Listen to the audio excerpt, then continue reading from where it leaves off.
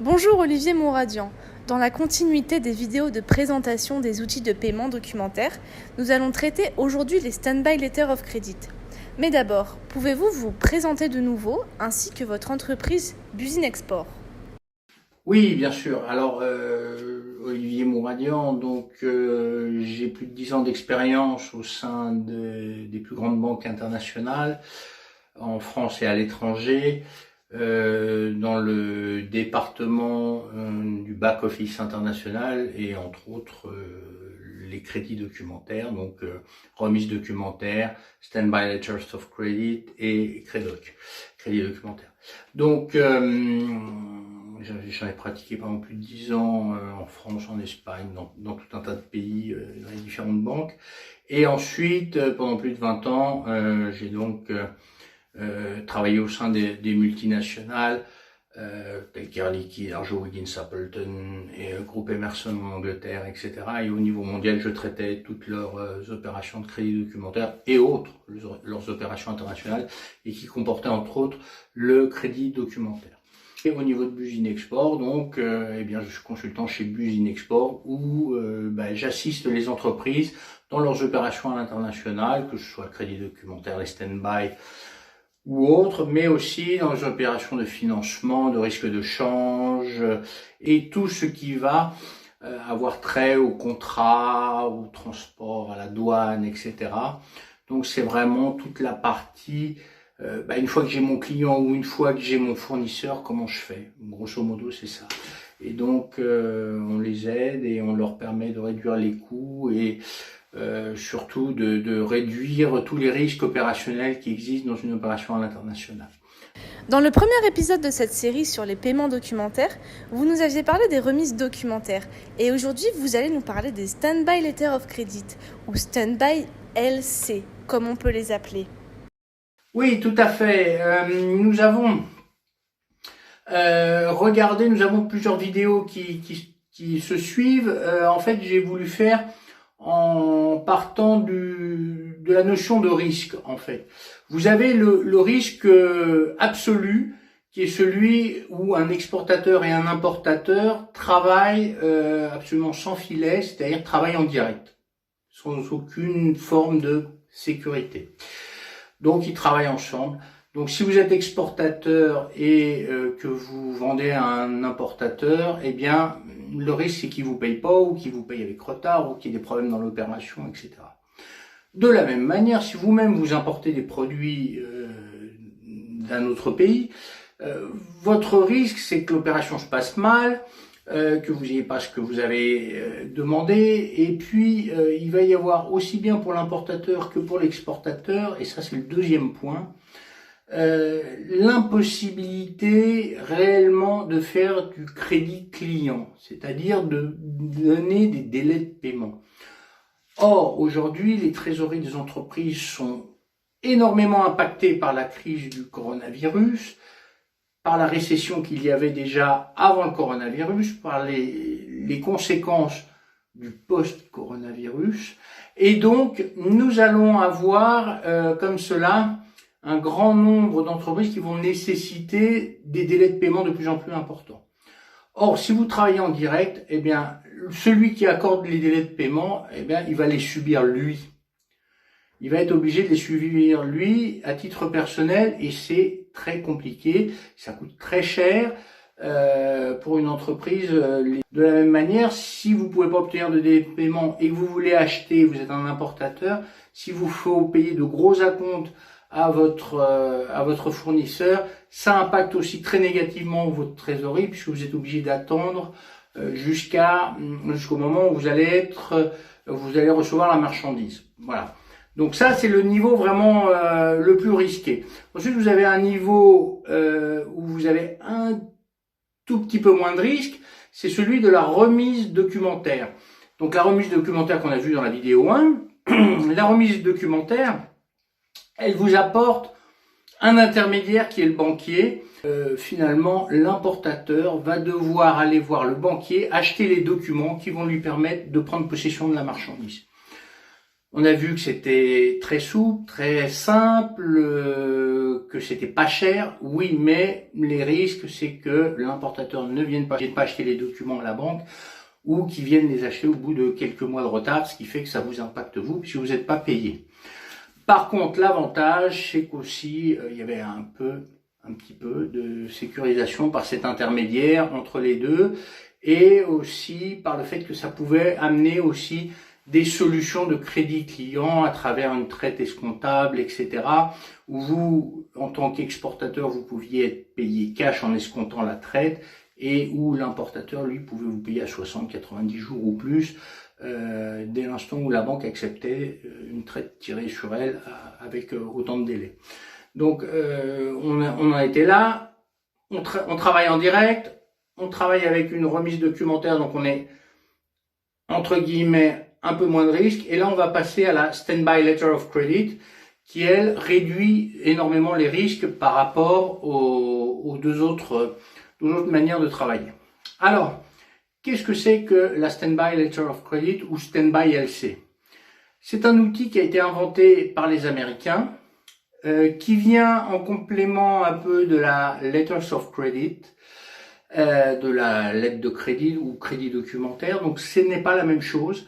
C'est bien différent, c'est bien distinct. Et il faut bien en comprendre son utilisation. La Standby Letter of Credit, en fait, c'est quelque chose qui tient plus, c'est un peu à la limite entre le crédit documentaire, la garantie et la caution. Ce serait même pour moi, par ma définition, plus une caution qu'une garantie ou autre. Mais comment est-ce que ça fonctionne?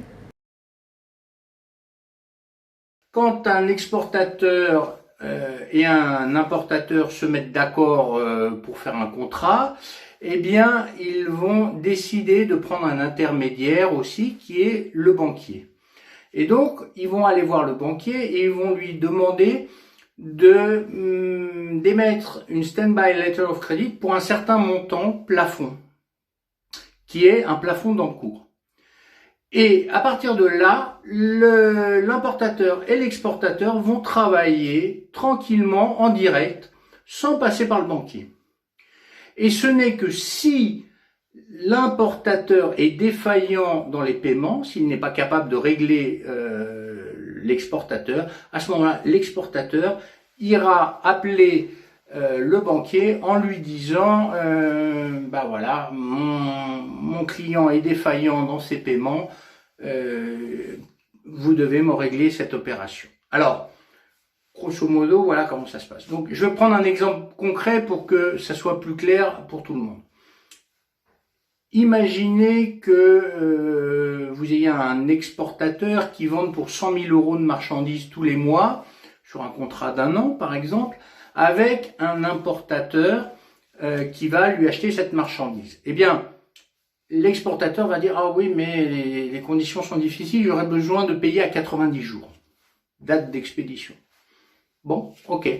Donc, par paiement d'une traite acceptée sur... Bon, ok. L'exportateur va calculer 90 jours, donc ça veut dire que première facture au bout de 30 jours, ça fait 100 000, plus deuxième facture au bout du jour 60, donc ça fait 200 000, plus troisième facture au bout du jour 90, donc ça me fait paiement 90 jours. En fait, j'ai 3 factures pendant ce délai de 90 jours qui vont apparaître, donc j'ai un risque potentiel, mon plafond d'encours maximum, qui est de 3 fois 100 000 €, mes 3 factures mensuelles. Donc je vais me couvrir sur 200 000 ou 300 000, le maximum c'est 300 000, pour me garantir que si j'ai un problème, j'ai un filet de sécurité au-dessus de ma tête.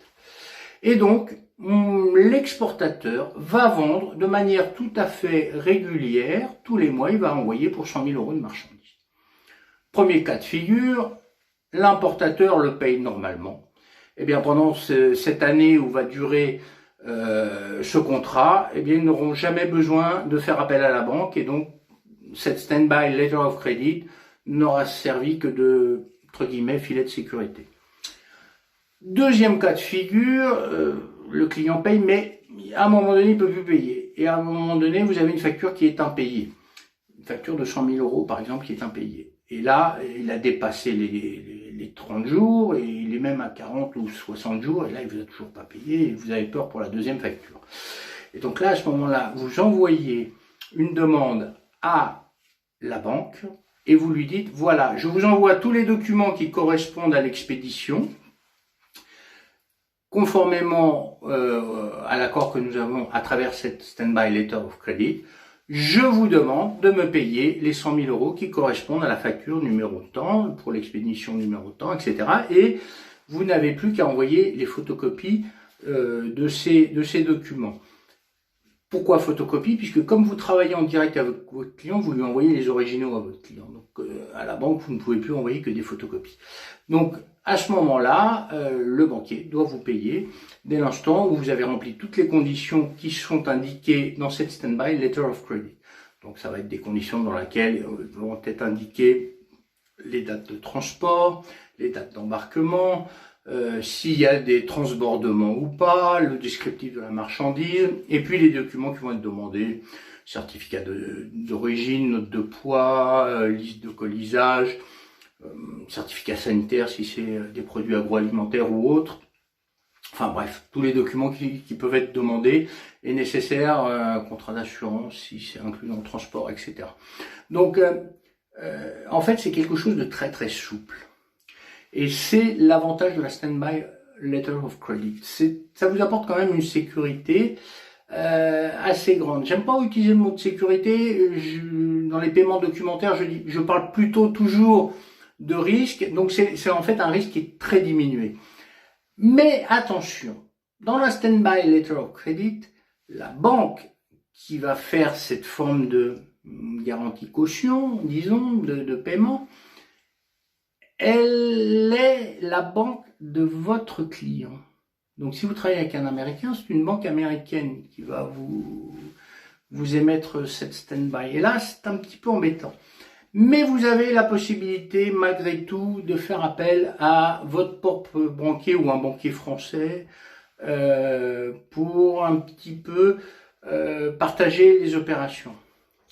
Alors il existe même un cas où la Stand-by Letter of Credit peut devenir un crédit documentaire. À ce moment-là, elle cesse d'être cette forme de garantie de caution, elle passe sous les règles et usances 600 des crédits documentaires, ça s'appelle UCP 600 en anglais, et donc là on passe à un crédoc et ça devient un crédoc. L'intérêt, c'est peut-être un petit peu le coût qui peut être réduit, mais à peine. Alors, il y a vraiment une grosse différence de coût entre une stand-by et un crédoc. Pour autant, le crédoc limite encore plus les risques qu'une stand-by. Mais la stand-by, c'est vraiment très utile pour des opérations qui sont très étalées dans le temps, parce que moins coûteux qu'un crédit documentaire, et surtout pour des opérations où ça doit aller très très vite. Quand vous vendez par exemple des produits agroalimentaires, vous devez passer la douane, etc. Il y a des certificats sanitaires et autres. Et puis, vous avez des délais de validité. Les produits, si vous vendez des pommes ou je sais pas, ou des poires ou des cerises, ça dure pas très très longtemps. Ça risque de pourrir et autres. Donc, il faut que les choses aillent très très vite. En 4-5 jours, l'opération se déboucle entre le transport et puis la réception et le dédouanement et autres. Et donc, il faut que ça soit très très souple. Or, s'il faut envoyer des documents à la banque pour que la banque les vérifie, pour qu'ensuite le client aille acheter au banquier les documents pour prendre possession de la marchandise, comme dans le cas d'une remise documentaire ou d'un crédit documentaire plus tard, eh bien, vous apportez de la lourdeur et des délais. Et donc là, c'est pas bon du tout pour l'opération. Donc la stand-by est très utile, soit pour des opérations très étalées dans le temps, soit pour des opérations très très rapides, qui ont besoin d'être très très rapides. Le fait d'être peu coûteux aussi fait que parfois, sur certains pays, quand les coûts de transfert sont importants, certains utilisent la stand-by comme moyen de paiement aussi.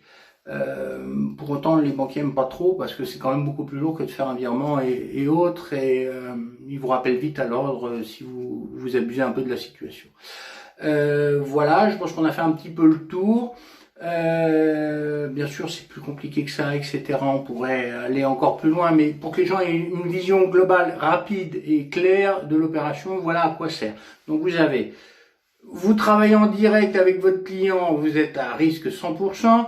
Vous travaillez avec une remise documentaire, vous réduisez un peu les risques, mais pas beaucoup. Vous travaillez avec une Standby Letter of Credit, vous les réduisez là de manière beaucoup plus conséquente. Et dans la future vidéo, on verra les crédits documentaires. Voilà, ma conclusion, encore une fois, c'est que bon, il faut faire appel à des experts de type Buzine Export pour gérer ce genre de choses. Et surtout, n'écoutez pas, encore une fois, ceux qui vont vous dire « Oh, mais non, mais il vaut mieux faire de la Standby que du Credoc, ou vaut mieux faire de la REMDoc ». Encore une fois, ça s'étudie au sur-mesure, parce que c'est après une étude d'1 heure ou deux que seulement on peut déterminer quel est le meilleur outil pour vous. Le meilleur outil bancaire pour vous, si c'est une Standby, une REMDoc ou un Credoc, en fonction de vos contraintes financières, de votre savoir-faire logistique ou de vos prestataires logistiques, etc. Donc en fonction de l'incoterm qui va être défini, etc. Donc les gens qui vous disent si mieux vaut travailler, fuyez-les parce qu'ils vont vous dire que des bêtises. Voilà. Donc si vous avez des besoins au niveau des crédits documentaires, remises documentaires, Standby Letter of Credit, n'hésitez pas à nous contacter. Le premier entretien est toujours gratuit et sans engagement. Et nous pourrons faire un peu le point avec vous de votre opération. Buzine Export vous accompagne dans toutes vos opérations de remise documentaire et vous évite tous les risques opérationnels lors de vos opérations import-export. N'hésitez pas à nous contacter pour un premier entretien gratuit et sans engagement.